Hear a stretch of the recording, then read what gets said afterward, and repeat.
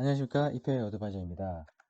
이번 프레젠테이션은 최근에 시작된 홍콩의 국가보안법 관련된 제정으로 이렇게 이제 기존의 미중 무역 전쟁 갈등에 더해져서 어떤 정치적 이슈가 추가적인 시장의 부담이 될 수 있는 부분에 대해서 한번 정리해 보도록 하겠습니다. 첫 번째로 저희가 이제 실제 생각해야 되는 부분을 한번 정리를 해 보았습니다. 일견 보면 미국과 중국의 경쟁 구도로 비춰질 수는 있겠지만 실질적으로 봤을 때는 이번에 트럼프와 바이든, 즉 미국의 대선으로 볼 수 있습니다. 즉 미국의 대선 이슈는 다시 생각해 보시면 마치 미국과 중국의 어떤 대결 구도가 아닌 미국의 경제적인 이슈와 그리고 중국과의 어떤 정치적인 갈등을 통해서 미국의 대선 이슈가 이끌어져 나오고 있다. 즉, 이번에 홍콩 국가보안법으로 시작된 것처럼 보이지만 미국의 대선에 어떤 영향을 염두에 두시고 이 이슈를 보는 것이 훨씬 더 정확한 함의, 임플리케이션을 가질 수 있을 것 같습니다. 또 이번 영향이 경제적으로 어떤 영향을 끼칠 수 있는지 한번 보셔야 할 것 같습니다. 크게 짚어서 보자면 얼마나 이번에 이 이슈가 홍콩이라는 지역이 중요성을 가지는지, 그리고 타격의 어떤 규모는 어느 정도 될 것인지, 그리고 트럼프의 행동 자체가, 이런 미중무역적인 행동 자체가 어떤 영향을 줄 것인지, 이런 측면에서 각각 한번 짚어보도록 하겠습니다. 첫 번째, 홍콩의 영향을 한번 보시겠습니다. 일견 보면 미국으로 표시되어 있는 FDI, 즉 직접 투자 규모가 안으로 혹은 밖으로, 즉 홍콩에서 미국으로, 미국에서 홍콩으로 투자되는 부분을 보시게 되면 상당히 미약합니다. 즉 크지 않은 영향이라고 이야기할 수도 있을 것 같습니다. 하지만 여기에 표시되어 있는 케이만 군도, 그리고 브리티시 버진 아일랜드, 이런 쪽을 보게 되면 이런 유통 경로를 통해서 홍콩에 자금이 유출이 있을 가능성을 충분히 염두에 둬야 합니다. 하지만 실제 미국 기업 입장에서 생각해 보시면 너무 큰 영향이 있을 것 같습니다. 미국 기업은 일단 달러가 페그제였는데요. 페그제의 어떤 혜택을 더 이상 누릴 수 없게 되고, 그리고 약 1,500개 기업 정도가 중국과 아시아 전역을 커버하기 위해서 기업들이 진출되어 있는데 이 회사들이 아마 다른 쪽으로 다 옮겨야 할 것 같습니다. 즉 이러한 부분은 오히려 중국이 아닌 미국한테 상당히 불리한 포인트가 될 수도 있을 것 같습니다.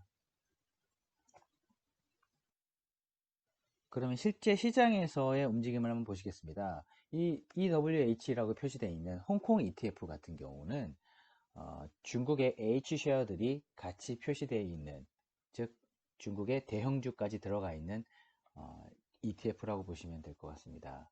하지만 이 홍콩 ETF의 가격 움직임을 보시게 되면 미국의 채권, 10년물 채권의 수익률 ETF와 거의 반대로 움직입니다.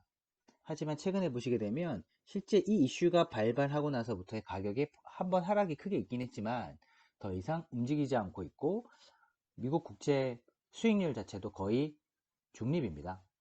이 친구도 거의 움직이지 않고 있고, 즉 거꾸로 생각해 보시면 지금 홍콩의 지수 자체가 빠진 규모가 코로나가 터져가지고 실질적으로 시장에 큰 영향을 줬을 때와 거의 유사한 수준입니다. 즉 홍콩 지수에 지금 가격이 반영되어 있는 수준이 이미 코로나 바이러스와 같은 수준이다 보니까 아무래도 가격에 추가적인 하락은 나타나고 있지 않는 것 같습니다. 그리고 미국의 국채 수익률을 본다 하더라도 시장의 어떤 리스크, 불안 심리 자체도 여기서 더 확대되지는 않는 것 같습니다. 그럼 두 번째로, 그럼 트럼프의 코멘트가 영향이 있느냐에 대한 부분을 따져보시게 되면 주로 중국의 어떤 주가 인덱스보다는 주로 시장에서 환율의 움직임을 많이들 보고 있습니다. 즉 중국 위엔화가 이번 5월 28일 기준으로 트럼프가 이번에 중국의 어떤 홍콩의 특별 지위를 박탈하겠다라고 코멘트를 하고 시장이 거의 그것 때문에 하루 종일 불안에 떨고 있다가 실질적으로 트럼프가 이번에는 내가 이러이러한 부분에 대해서 이야기하겠다라고 하고 실질적인 구체적인 부분은 진행이 나겠다라고 이제 불확실성을 남겨놓고 끝났는데 실제 중국 위에나의 달러 대비의 약세 규모는 약 0.1%, 한 10pp 정도 상승하는 것으로 마감하였습니다. 즉 트럼프의 코멘트가 분명히 영향은 있지만 그 규모는 사실 조금 예상했던 것보다 조금 작았다. 오히려 미국 시장이 열렸을 때 대부분의 자산 가격이 반등이 나오는 그런 모습을 보였습니다. 그러면 실제 시장에서 얼마나 지금 영향을 끼치고 있는지 한번 보셔야 할 것 같습니다. 구체적으로 이러한 트럼프의 어떤 공격적인 행보가 중국 자산 가격에 어떻게 영향을 끼치고 있는지 보시면 훨씬 더 시장의 어떤 움직임 자체에 대해서 분석하시는 데 도움이 되실 것 같습니다. 왜 그러면 이번에 생각보다 중국이 여유로우냐?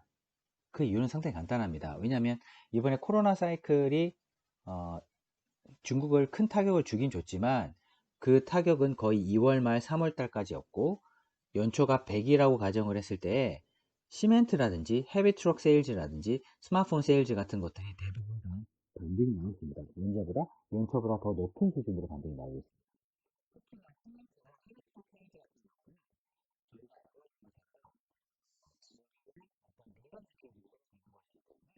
중국의 내수 경기 자체가 지금 상당히 강한 상황이다 보니 오히려 내수가 지금 나쁜 미국에 비해서 훨씬 주도권이 있다고 볼 수도 있겠습니다. 여기서 말하는 주도권이라고 하면 경제적 주도권은 서로 다른 나라이기 때문에 판별하기가 어렵지만 내수에 관련된 주도권은 확실히 중국이 상대적으로 유리하고 이번 양회 때도 공격적으로 이런 일들을 벌이는 가장 큰 근거가 되어서 나타났다고 볼 수 있을 것 같습니다.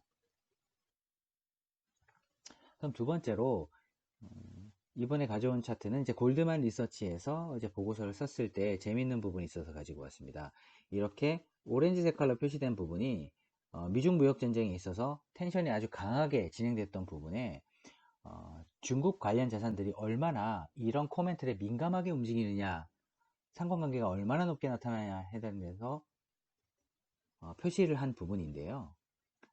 계속 올라오다가 이런 상관관계가 오히려 최근에 떨어지고 있습니다. 즉 이런 미국과 중국의 텐션 자체에 대해서 실질적으로 중국 자산의 가격에 미치는 영향은 많이 하락했다라고 볼 수 있는 부분인 것 같습니다.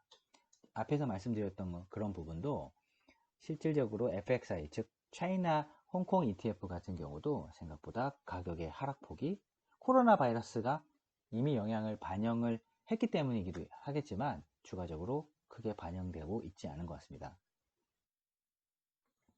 그러면 이런 자산들이 대표적인 미국 달러하고 한번 비교해 보겠습니다. 보시면 오히려 미국 달러로 구성된 달러 인덱스 지수의 ETF인 UUP 같은 경우는 오히려 최근에 좀 가격이 하락을 하고 있고요. 반대로 중국 홍콩 ETF인 여기서 그냥 중립 보합 수준에 지금 위치하고 있습니다. 즉 원래 이 두 친구는 가격이 서로 반대 방향으로 움직여야 되는데 최근에 보게 되면 오히려 달러의 인덱스는 하락하고 있고 차이나 ETF, 홍콩 ETF는 오히려 보합 수준을 유지하고 있습니다. 여기서 만약에 달러가 지속적으로 하락을 한다라고 하게 되면 오히려 중국의 가격은 올라갈 수도 있는 그런 가능성을 내포하고 있다고도 볼 수 있겠습니다. 그러면 방금 말씀드린 FXI, 즉 차이나 홍콩 ETF 자체의 움직임을 보시게 되면 이 움직임 자체의 볼, 즉 변동성 자체, 위험 지표 자체는 오히려 최근에 쭉 떨어지고 나서 오히려 반등 올라오고 있지 않습니다. 즉 위험 자체가 더 높아지지는 않고 있습니다. 참 아이러니한 부분이 아닐 수 없습니다. 그 마지막으로 약간 투자자들 입장에서 한번 생각해야 될 부분 아니면 시장에서 지금 우리가 힌트를 가져야 될 부분에 대해서 정리를 하고 마치도록 하겠습니다. 크게 세 가지 측면에서 볼 수 있을 것 같습니다. 첫 번째, 미국 대선 측면에서 어느 정도 지금 효과가 있는지 한번 짚어보고 그리고 자본시장에서의 영향을 한번 짚어보고 마지막으로 이런 영향에 해지 수단을 쓰거나 아니면 해지 수단으로 볼 수 있는 자산의 방향을 한번 보시게 되면 향후에 이 영향력이 어떻게 되겠다라고 분석하고 대응하실 수 있도록 자료를 한번 마련해 봤습니다. 첫 번째로는 미국 대선에 관련된 이야기입니다.